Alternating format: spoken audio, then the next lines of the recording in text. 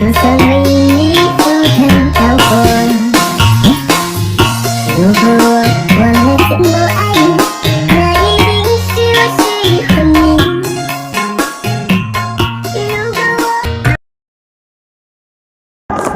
secara museum jenang itu bagaimana, dan secara Gusigang itu bagaimana, dan apa itu budaya Tabokan, gitu. Tentang sejarah museum ya, sejarah museum jenang. Yang pasti museum itu adalah tempat untuk melestarikan sebuah sejarah seperti itu ya. Tak lain dengan museum jenang juga sama ya. Di museum jenang adalah tempat untuk melestarikan sebuah sejarah. Sejarah apa? Sejarah jenang pastinya seperti itu ya. Karena memang jenang itu salah satu makanan khas Kota Kudus. Tapi tidak hanya jenang aja ya, banyak, ada lengkap Tanjung, ada soto kerbau, ada soto, ada sate kerbau. Nah, untuk museum jenang ini sendiri menceritakan bagaimana sih sejarahnya jenang seperti itu ya. Tapi tidak hanya itu ya, jadi museum jenang itu bisa saya katakan museum yang lengkap seperti itu. Artinya apa kalau lengkap? Jadi sejarah Kota Kudus ada semuanya. Seperti yang Masnya tadi tanyakan tentang sejarah Gusigang, ada semua di sini. Seperti itu. Nah, museum jenang ini didirikan oleh perusahaan Mubarak Food Cipta Delisia. Seperti itu ya. Jadi di sini adalah jenang Mubarak. Nah, karena di Kota Kudus kan banyak sekali merek jenang Mas ya. Banyak sekali ya. Selain Mubarak banyak sekali ya. Nah, di sini jenang Mubarak ya. Nah, jenang Mubarak ini usianya sudah mencapai 112 tahun. Lama sekali Mas ya. Atau tepatnya didirikan pada tahun 1910.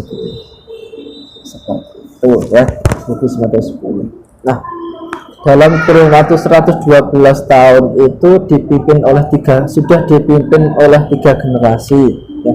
Yang pertama sekaligus yang merintis atau mendirikan jenang Mubarak, Bapak Haji Maberi dan istrinya Ibu Haja Alawiyah. Beliau kedua itu mulai merintis dulu home industry. Nah, berawal dari home industry kira-kira pada tahun 1910 sampai 1940 sekitar itu ya. Kemudian setelah beliau wafat diteruskan oleh putranya Bapak Haji Amaso dan Ibu Haja Istifaiyah. Kemudian itu sebagai generasi yang kedua. Nah, kemudian setelah generasi kedua dilanjutkan oleh generasi yang ketiga yang sekarang ini sampai sekarang, mulai pada tahun 1992. Bapak Haji Muhammad Hilmi, sarjana ekonomi, dan istrinya Ibu Haja Nujumulaini. Itu sebagai generasi yang ketiga sekaligus sebagai direktur utama di perusahaan Mubarak Food ini, dan juga yang mendirikan museum jenang ini. Seperti itu, karena beliau itu ingin melestarikan sejarah dan jenang. Nah, tepatnya kapan didirikannya itu ya, pada tahun 2017. 2017, bulannya bulan Mei, tanggal 24 Mei 2017. Berarti masih terbilang sangat muda, baru 5 tahun seperti itu. Kalau anak-anak masih anak TK ya. Seperti itu. Nah, kembali lagi yang ditanyakan oleh Mas apa tadi? Mas Jihan tentang Tabokan ya, seperti itu ya. Nah, kita flashback ke asal usul jenang Kudus ya. Jadi, asal usul jenang Kudus itu berasal dari Desa Kaliputu. Tahu nggak Desa Kaliputu? Tahu ya? Nah, Poroliman itu ke utara ya. Kalau Sudik ya. Nah, di situ tuh banyak sekali toko-toko jenang. Karena memang dulu jenang itu asalnya di Desa Kaliputu, dan asal usulnya atau itu erat kaitannya dengan Mbah Sunan Kudus dan sahabatnya Mbah Saridin. Sejangkung sing makome yang pati itu loh, itu ya. Jadi ceritanya gini sedikit ya. Jadi ada seorang nenek-nenek dulu kan, ya enggak dulu sih, sampai sekarang pun masih hal yang umum ya. Artinya nenek itu ngomong putu ini kan umum kan. Yeah. Dulu mas ada. Yeah. Tapi dulu seorang nenek ini sedang mengasuh cucunya. Nah, pada suatu hari itu cucunya itu sedang bermain burung dara, ditemani oleh neneknya itu, namanya Mbah Depok Sapoyono itu neneknya. Nah, bermain burung dara di tepi sungai Kaliputu. Kan ada kan sungai Kaliputu yang depannya kan, ada sungainya kan, ada situ. Nah, karena memang sangat aslinya bermain burung dara, kemudian cucunya itu tercebur ke dalam sungai. Seperti itu ya. Jadi ceritanya seperti itu, tercebur ke dalam sungai, dan Mbah Depok itu minta bantuan ke warga, kemudian dibantu, cucunya diangkat, ditaruh ke pinggir sungai. Nah, pas waktu kejadian ramai sekali. Pas waktu kejadian kebetulan ada Mbah Sunan Kudus sama Mbah Saridin lewat. Nah, ikut menghampiri kan, ada apa nih kok rame-rame. Nah, cerita ini Mbah Depok tadi kecebur ke dalam sungai. Kemudian Mbah Sunan Kudus itu memeriksa lah, melihat Mbah Depok itu wah itu sudah meninggal. Nah, tambah panik kan warga. Kemudian Mbah Saridin itu berbeda pendapat, itu belum meninggal, itu masih mati suri. Dulu itu namanya mati suri ya, sekarang kan pingsan. Mati suri. Kemudian menyuruh salah satu warga untuk membuat jenang bubur gamping. Jenang bubur gamping ya, bahannya itu dari santan kelapa, garam, sama tepung beras ketan. Makanya nanti warnanya putih, maka disebut dengan jenang bubur gamping. Tahu nggak gamping? Putih kan? Ya, putih kan. Nah, dulu itu seperti itu ya.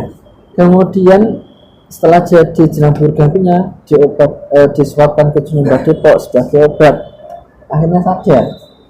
Nah, seketika Mbah Sunan Kudus itu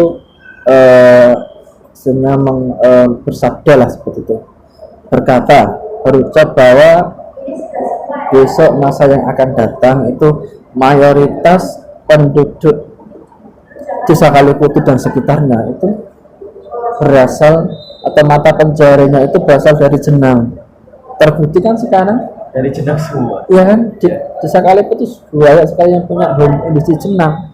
Ada jenang Karoma, jenang Menara, jenang apalagi itu. Oh, banyak sekali di situ ya. Ya kan, banyak. Itu terbukti. Nah, dalam rangka rasa syukur tentang jenang itu tadi kan, bahwa mayoritas orang Kaliputu itu berasal dari jenang. Nah, dalam rangka mensyukuri hal itu, membuat sebuah tradisi, namanya tradisi Tegokan, yang dilaksanakan pada bulan Muharram. Nah, itu kan namanya tradisi jenang Tegokan. Itu jenangnya diarak gitu. Kalau lebih seperti itu, di asal usulnya seperti itu mas, sejarahnya seperti itu sebagai ungkapan rasa syukur atas jenangnya itu sendiri yang menjadi sumber utama pencaharian orang Kaliputu dan sekitarnya, termasuk jenang Mubarak ini. Jadi seperti itu. Kemudian untuk selanjutnya tentang kucikan ya. Nah, kucikan. Jadi capek mas, aman ya. Tapi kucikan itu sendiri saya katakan luar biasa.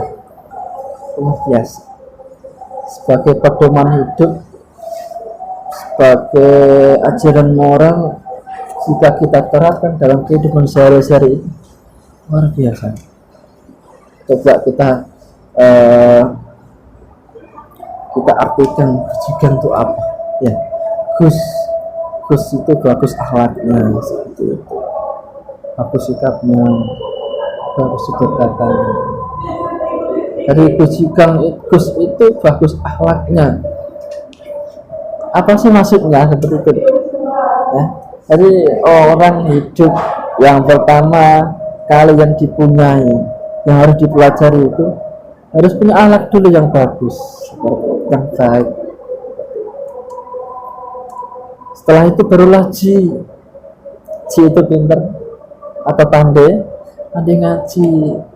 Setelah punya akhlak yang bagus, yang baik, punya sopan santun, kemudian barulah orang itu dituntut untuk menuntut ilmu seperti itu. Kenapa kok enggak ilmu dulu yang harus dicari? Kenapa harus akhlak dulu? Karena akhlak itu derajatnya lebih tinggi daripada ilmu. Sekarang banyak kan orang yang berpendidikan tinggi tapi nggak punya akhlak, banyak kan? Nah, ketika jenengan dimanapun berada menerapkan akhlak yang bagus, sopan santun yang bagus, kalian pasti dihormati. Beda jika kalian istilahnya sok pinter di hadapan orang, malah kalian nggak akan dihargai gitu kan. Nah, setelah dituntut mencari ilmu, yang terakhir barulah gan itu pinter dagang. Artinya apa? Jadi gang ini adalah simbol sebuah pekerjaan. Artinya manusia setelah punya akal, setelah ilmu, harus mau mandiri, mempunyai keterampilan, harus punya pekerjaan seperti itu. Aja nganggur intinya loh. Itu aja nganggur. Ya teman-teman bisa harus seperti itu. Setelah lulus sekolah silakan mau cari kerja, silakan mau kuliah, silakan. Yang penting besok harus mau kerja, harus mandiri. Jangan hanya bergantung kepada orang tua seperti itu. Nah, kejikan itu siapa sih yang mewariskan atau siapa sih yang membuat? Mbah Sunan Kudus itu adalah warisannya Mbah Sunan Kudus. Dulu tuh Mbah Sunan Kudus ketika mendidik masyarakat, mendidik pengikutnya, itu ditekankan supaya melakukan kejikan. Makanya terbuktikan sekarang di Kota Kudus itu banyak sekali pondok ulama ya kan, pinter-pinter ya kan, adanya juga bagus-bagus. Makanya Kota Kudus dikenal sebagai kota santri, betul sekali. Itu pengaruh kejikan itu luar biasa Kak.